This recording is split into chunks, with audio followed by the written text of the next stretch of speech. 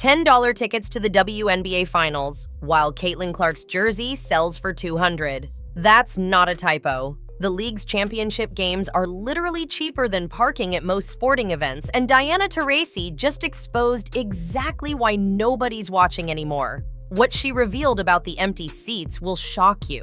But first, if you're tired of the WNBA's nonsense and support real basketball talent like Caitlin Clark, hit that like button right now. The Phoenix Mercury just got swept in the 2025 WNBA Finals, and instead of taking responsibility, Diana Taurasi decided to blame everyone except herself. But here's what nobody's talking about. Those $10 tickets weren't even selling. Game 3 had entire sections completely empty.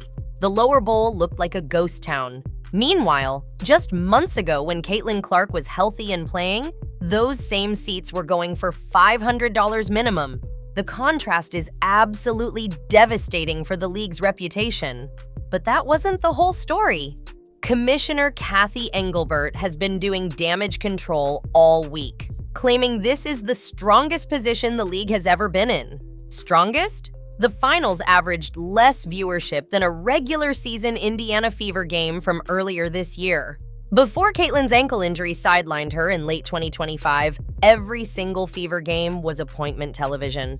Now the championship series can't even crack 500,000 viewers. The numbers don't lie, and they're exposing a brutal truth about what really drives interest in women's basketball. What happened next would shock everyone. Taurasi went on a post-game rant that has the entire basketball world talking. She claimed that real WNBA fans don't need superstars to enjoy the game.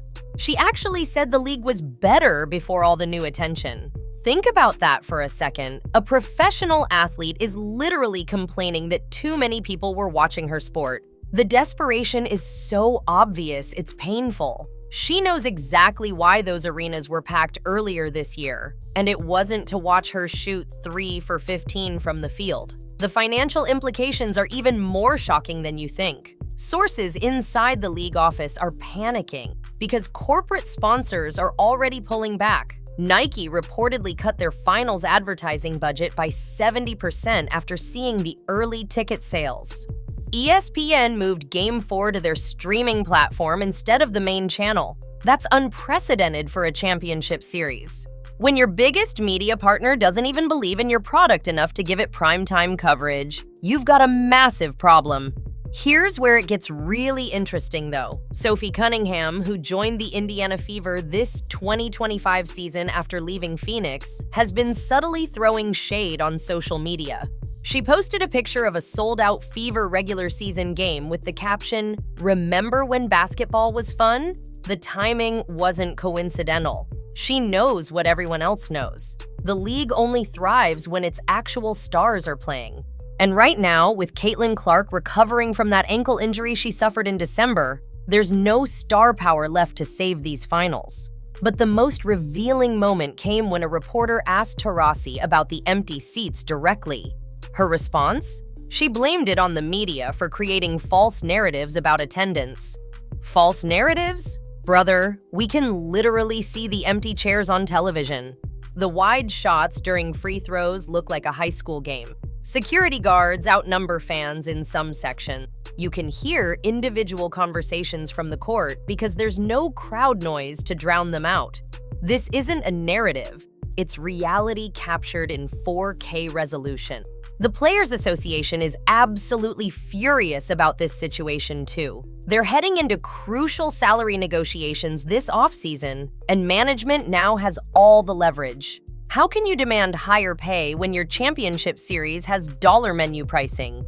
The union representatives are reportedly considering filing a grievance against the league office for mismanagement. They believe Engelbert's handling of the Caitlin Clark situation directly led to this attendance disaster. And honestly, they might have a point. What nobody wants to admit is that the 2025 season exposed a fundamental truth about the WNBA. Without Caitlin Clark and the excitement she brings, it reverts back to being a niche product. The league spent years claiming they just needed more exposure, more marketing, more investment. Well, they got all of that when Clark arrived, and look what happened when she got hurt. The entire house of cards collapsed faster than you can say technical foul. The conspiracy theories are already starting too. Some fans are convinced the league wanted Clark out of the spotlight to prove they didn't need her. The suspicious officiating in those December games before her injury, the way certain veterans targeted her ankles repeatedly, the commissioner's refusal to address the obvious targeting. It all adds up to something that looks really suspicious. Whether it's true or not doesn't even matter anymore. The perception is there, and perception becomes reality when fans vote with their wallets. Meanwhile, Caitlin Clark has been nothing but professional during her recovery. She's been posting workout videos, supporting her teammates, and preparing for her return. The difference in class between her and these bitter veterans is astronomical. While Taurasi complains about media coverage, Clark is in the gym at 6 a.m. doing ankle-strengthening exercises. While the Mercury make excuses for empty arenas, Clark's mere presence on the Fever's bench draws more attention than the actual games. The television ratings tell an even more damning story. Game 1 of the finals drew 300,000 viewers. Game 2 dropped to 250,000. Game 3 barely cracked 200,000. For comparison, a random Tuesday night Fever game in July when Clark was healthy pulled in 1.8 million viewers. That's literally 9 times more people watching a meaningless regular season game than the championship. If that doesn't scream crisis, nothing does. Social media metrics are equally brutal. Posts about the finals are getting less engagement than WNBA memes making fun of the empty seats. The official league account has resorted to posting throwback highlights from earlier in the season when Clark was playing just to maintain any relevance. Even the players have noticed. Several have admitted privately that their social media followings have plateaued or dropped since Clark got injured. The entire ecosystem that was building around women's basketball has stalled. But here's the part that should terrify the league most. Young girls who started watching because of Caitlin Clark have already moved on.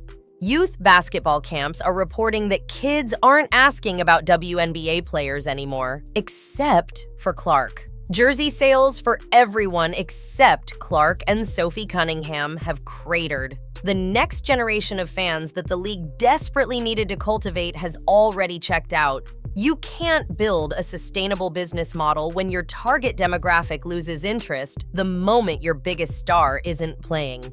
The Phoenix Mercury organization is in complete denial about their role in this disaster. They're actually trying to spin the sweep as a moral victory because they made the finals. A moral victory? They got outscored by an average of 20 points per game. Their home crowd was so quiet you could hear the squeaking sneakers from the upper deck. Diana Taurasi shot under 30% for the series. If that's victory, I'd hate to see what defeat looks like. Even more embarrassing, scalpers are now refusing to buy WNBA Finals tickets because they can't resell them. Think about that. Professional ticket resellers, whose entire business model is finding undervalued tickets, won't touch these games. One scalper in Phoenix told reporters he'd rather invest in minor league hockey tickets because at least those have some demand. When scalpers won't scalp your product, you've hit rock bottom. The corporate sponsors who stuck around are demanding answers. AT&T reportedly wants a partial refund on their sponsorship deal because the promised viewership numbers haven't materialized. State Farm is reconsidering their arena naming rights deal in Phoenix. These aren't small sponsors making noise. These are Fortune 500 companies saying the WNBA isn't delivering on its promises. Without corporate money, the league can't survive, and right now that money is walking out the door faster than fans from these finals games. What makes this even more pathetic is the league's attempt to manipulate the narrative. They're literally giving away thousands of tickets to local schools and youth organizations just to fill seats, then claiming those as sold tickets in their official numbers. But everyone can see through it. When half your crowd is kids on field trips who leave at halftime, you're not fooling anyone. The actual paid attendance for Game 3 was probably under 2,000 people, in an arena that holds 18,000. The players know what's really happening too. Several veterans have privately admitted they're considering retirement because the league feels like it's moving backwards. Without the Clark effect driving interest, they're back to playing in front of family and friends. The energy is gone. The excitement is dead. They're playing out the string on a season that peaked in July and has been sliding downhill ever since. Here's something else nobody's talking about. The Las Vegas Aces, who won the championship, are already worried about next season. Their season ticket renewal rate is at an all-time low. Fans are literally telling them they'll come back when Caitlin Clark is healthy and playing again. Imagine winning a championship and having your fan base tell you they don't care unless an opponent's player is on the court. That's the reality the WNBA is facing right now. The international market has completely given up on the league too. The WNBA had broadcasting deals in 12 countries at the start of 2025. Half of them have already indicated they won't renew unless viewership improves dramatically. The Australian broadcaster straight up said they're only interested in Indiana Fever games when Clark returns. The entire global expansion strategy has collapsed because it was built on one player's appeal, and she's currently in a walking boot. But the most damning indictment comes from the players themselves. Multiple sources confirm that there's a growing rift in the locker rooms between veterans who resent Clark's popularity and younger players who recognize she's saving their careers. The Mercury locker room was reportedly toxic all season, with constant arguments about media coverage and fan attention. You can't win championships when half your team is bitter about who gets the spotlight. The league office is in full crisis mode. Emergency meetings have been called. PR firms have been hired. They're desperately trying to spin this as a temporary setback, but everyone knows the truth. The WNBA without Caitlin Clark is like the NBA without Jordan in the 90s. Sure, the games still happen, but nobody really cares. The magic is gone. The must-see factor has evaporated. If you think the league learned its lesson from this disaster, hit that subscribe button because we'll be covering every moment of Caitlin Clark's return and the drama that's guaranteed to follow. The 2026 season can't come fast enough for the WNBA, but the damage from these finals might be irreversible. When your championship series becomes a punchline, when tickets cost less than a cup of coffee, when even your own players are embarrassed by the empty seats, you've got problems that go way deeper than one injured superstar. The WNBA wanted to prove they didn't need Caitlin Clark. Well, congratulations. You proved the exact opposite.